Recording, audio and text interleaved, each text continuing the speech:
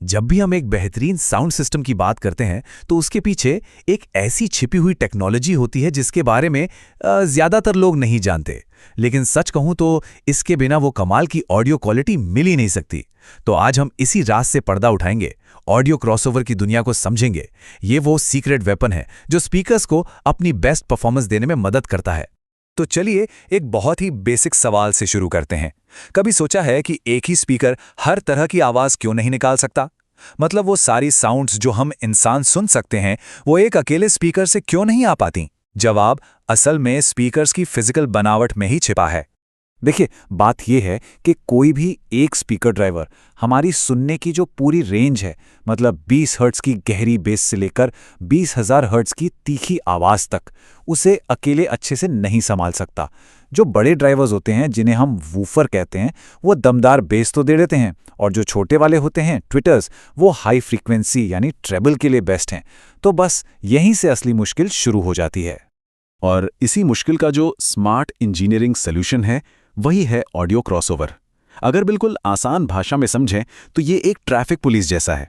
ये आने वाले ऑडियो सिग्नल को लेता है, उसे अलग अलग फ्रीक्वेंसी मतलब बेस, मिड रेंज, ट्रेबल इनमें बांट देता है और फिर हर हिस्से को सही ड्राइवर के पास भेज देता है। बेस को वूफर के पास, ट्रेबल को ट्वीटर के पास।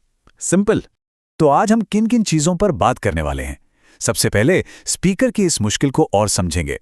फिर देखेंगे कि पैसिव और एक्टिव क्रॉसओवर क्या होते हैं। इसके बाद हम डिजिटल दुनिया में चलेंगे और डीएसपी के जादू को जानेंगे। फिर बात होगी अलग अलग फिल्टर्स की, और आखिर में हम टाइम, फेज और कोहिजन जैसे कुछ जरूरी कॉन्सेप्ट्स को भी समझेंगे। तो सबसे पहले स्पीकर की दुविधा। जैसा मैंने कहा, यह समझना कि साउंड को एक ट्रैफिक पुलिस की जरूरत क्यों है, जो हर फ्रीक्वेंसी को उसकी सही लेन में यानी सही ड्राइवर तक पहुंचाए। अब आते हैं क्रॉसओवर डिजाइन के दो मेन तरीकों पर, पैसिव बनाम एक्टिव। ये दो बिल्कुल अलग अप्रोच हैं और ये तय करते हैं कि ऑडियो सिग्नल को कैसे और कहां बांटा जाएगा। अच्छा, पैसिव और एक्टिव में जो सबसे बड़ा, सबसे जरूरी फर्क है वो है इनकी जगह। मतलब ये ऑडियो सिग्नल की चेन में कहां लगे होते हैं। पैसिव क्रॉसओवर हमेशा एम्पलीफायर के बाद लगता है। ये उस हाई पावर सिग्नल को फिल्टर करता है जो सीधे स्पीकर को जा रहा होता है। और एक्टिव क्रॉसओवर वो अपना काम एम्पलीफायर से पहले ही कर लेता है, जब सिग्नल लो पावर का होता है। यही इन दोनों के बीच का सबसे बड़ा अंतर है। इस टेबल को देखें तो टेक्नोलॉजी का सफर एकदम साफ हो जाता है। सबसे पहले पैसिव एनालॉग, ये एम्पलीफायर के बाद लगता है और इसमें कैपेसिटर, इंडक्टर जैसे बेसिक कंपोनेंट्स होते हैं। फिर आया एक्टिव एनालॉग, ये एम्पलीफायर से पहले लगता है और इसमें ऑप एम्प्स और रेजिस्टर यूज होते हैं। और फिर आई डिजिटल क्रांति यानी डीएसपी, ये भी एम्पलीफायर से पहले काम करता है, लेकिन इसके अंदर होते हैं माइक्रो प्रोसेसर, और असली गेम चेंजर यही है। इसे सॉफ्टवेयर से कंट्रोल कर सकते हैं और इसमें लीनियर फेज जैसी वो कमाल की चीजें मुमकिन है जो पहले नहीं थीं। तो अब जरा और गहराई में चलते हैं इस डिजिटल क्रांति के। देखते हैं कि डिजिटल सिग्नल प्रोसेसिंग, या जिसे हम शॉर्ट में डीएसपी कहते हैं, उसने इस पूरे खेल को सच में कैसे बदल कर रख दिया। डीएसपी के फायदे इतने हैं कि गिनते गिनते थक जाएं। सबसे पहले तो ये बहुत ही शार्प फिल्टर बनाता है, मतलब आवाज का बंटवारा एकदम क्लीन होता है। सेटिंग्स बदलना, अरे वो तो चुटकियों का खेल है, वो भी बिना किसी क्वालिटी लॉस के। इसमें इक्वलाइजर यानी EQ पहले से ही बना बनाया मिलता है। और ये जो ड्राइवर्स की अलग अलग पोजीशन वाली प्रॉब्लम थी ना, उसे भी डीएसपी एकदम सटीक टाइम करेक्शन से सुलझा देता है। और तो और इसकी परफॉर्मेंस इतनी कंसिस्टेंट होती है कि आप सेटिंग्स को सेव कर सकते हैं, लोड कर सकते हैं, सब कुछ एकदम परफेक्ट। आप जरा कीमत पर भी नजर डाल लेते हैं, क्योंकि ये भी एक बहुत बड़ा फैक्टर है। सोचिए, अगर 2024 में एक अच्छी क्वालिटी का पैसिव क्रॉसओवर सिस्टम बनाना हो तो सिर्फ उसके पार्ट्स मतलब बिल ऑफ मटेरियल्स की लागत लगभग $137 आती है। ठीक है, $137। याद रखिएगा। अब इसकी तुलना करते हैं एक डिजिटल यानी डीएसपी सिस्टम से। उसी साल एक टेस्टेड डिजिटल सिस्टम बनाने के लिए पार्ट्स की कीमत कितनी होगी? सिर्फ $28। मतलब जरा फर्क तो देखिए। यह दिखाता है कि डिजिटल तरीका कितना ज्यादा एफिशिएंट और सस्ता है। चलिए अब बात करते हैं फिल्टर्स की। और घबराइए नहीं, हम किसी मुश्किल गणित में नहीं उलझेंगे। इन्हें आप बस साउंड को मिलाने की अलग अलग रेसिपी समझिए। हर रेसिपी का अपना एक स्वाद होता है और हर रेसिपी में कुछ न कुछ समझौता करना ही पड़ता है। ये जो कोट है, ये उन्हीं समझौतों के बारे में बता रहा है। जैसे एक फिल्टर है बटरवर्थ, ये कहता है कि मैं आवाज के लेवल को एकदम फ्लैट रखूंगा, उसमें कोई छेड़छाड़ नहीं करूंगा। लेकिन इसका नुकसान ये है कि टाइमिंग थोड़ी गड़बड़ा जाती है, जिसे हम फेज रिस्पॉन्स कहते हैं। वहीं दूसरी तरफ बेसल फिल्टर है। ये कहता है मेरे लिए टाइमिंग सबसे ज़रूरी है, मैं ग्रुप डिले को कम से कम रखूंगा, भले ही आवाज़ के लेवल में थोड़ी बहुत ऊपर नीचे हो जाए। तो देखा, सब कुछ एक साथ परफेक्ट नहीं हो सकता। तो ये रहे हमारे 3 मेन खिलाड़ी, बटरवर्थ, लिंकविट्ज़ रायली और बेसल। बटरवर्थ का एक ही मकसद है, आवाज़ एकदम फ्लैट रहे।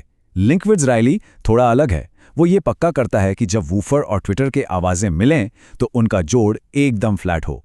और बेसल, जैसा हमने कहा, उसका फोकस टाइमिंग पर है, ताकि हर फ्रीक्वेंसी सही समय पर पहुंचे। तो अब हम पहुंच गए हैं सबसे ज़रूरी और कह सकते हैं कि थोड़े एडवांस्ड हिस्से पर। ये वो चीज़ें हैं जो अलग अलग स्पीकर्स की आवाज़ को जोड़कर ऐसा बनाती हैं जैसे आवाज़ एक ही जगह से आ रही हो। हम बात करेंगे टाइम, फेज और कोहेजन की। अब एक और प्रैक्टिकल प्रॉब्लम समझिए। एक स्पीकर बॉक्स में वूफर थोड़ा पीछे होता है और ट्विटर थोड़ा आगे, मतलब उनकी आवाज़ निकलने की जो जगह है वो एक सीध में नहीं होती। भले ही ये फर्क बहुत छोटा हो, पर इसकी वजह से दोनों की आवाज़ हमारे कानों तक पहुंचने में थोड़ा सा टाइम गैप आ जाता है, और इस छोटी सी गड़बड़ी को भी ठीक करना पड़ता है। और यहीं पर डीएसपी का असली जादू सामने आता है, टाइम अलाइनमेंट। जब टाइमिंग ठीक नहीं होती तो एक खास जगह पर ही आवाज़ अच्छी आती है, जिसे स्वीट स्पॉट कहते हैं। ज़रा सा इधर उधर हुए तो आवाज़ बिगड़ जाती है। लेकिन टाइम अलाइनमेंट क्या करता है? वो जो ड्राइवर थोड़ा आगे है ना, उसके सिग्नल को कुछ माइक्रो सेकंड के लिए रोक देता है, डिले कर देता है, और नतीजा बूम, दोनों ड्राइवर्स की आवाज़ हमारे कानों तक एक ही समय पर पहुंचती है। स्वीट स्पॉट बड़ा हो जाता है और आवाज़ हर जगह अच्छी लगती है। तो सवाल ये उठता है कि ये जो डिजिटल जादू हो रहा है, इसमें टाइम कितना लगता है? मतलब आवाज़ के अंदर जाने और बाहर आने के बीच कितना गैप है? तो एक मॉडर्न डिजिटल क्रॉसओवर सिस्टम की लेटेंसी मापी गई है, और वो है सिर्फ 3.4 मिलीसेकंड। अब ये ज़्यादा है या कम? चलिए, इस 3.4 मिलीसेकंड को किसी जानी पहचानी चीज़ से कंपेयर करते हैं। हम सब ब्लूटूथ हेडफोन या स्पीकर इस्तेमाल करते हैं, है ना? उसकी लेटेंसी पता है कितनी होती है? 100 मिलीसेकंड से भी ज़्यादा। अब उसके सामने ये 3.4 मिलीसेकंड्स क्या है? कुछ भी नहीं। मतलब ये इतना कम डिले है कि हमें पता भी नहीं चलता। तो कुल मिला के बात यह है कि डिजिटल क्रॉसओवर हमें एक ऐसी ज़बरदस्त प्रिसिशन, एक ऐसी सटीकता देते हैं जो एनालॉग की दुनिया में सोचना भी मुश्किल था। ड्राइवर्स को एक साथ मिलाना हो, आवाज़ को अपनी पसंद के हिसाब से बदलना हो, या फिर टाइमिंग को परफेक्ट करना हो, डिजिटल क्रॉसओवर ये सब कुछ बड़ी आसानी से कर देता है। लेकिन जाते जाते एक सवाल छोड़ जाते हैं। जब डिजिटल टेक्नोलॉजी ने हमें इतनी ज़बरदस्त सटीकता दे दी है, तो क्या हम कह सकते हैं कि परफेक्ट क्रॉसओवर की तलाश अब ख़त्म हो गई है? या फिर एनालॉग की उस पुरानी दुनिया के समझौतों में, उसकी कमियों में आज भी कोई ऐसा जादू है, कोई ऐसी बात है जो सिर्फ नंबरों और ग्राफ में नहीं समा सकती? सोचिएगा ज़रूर।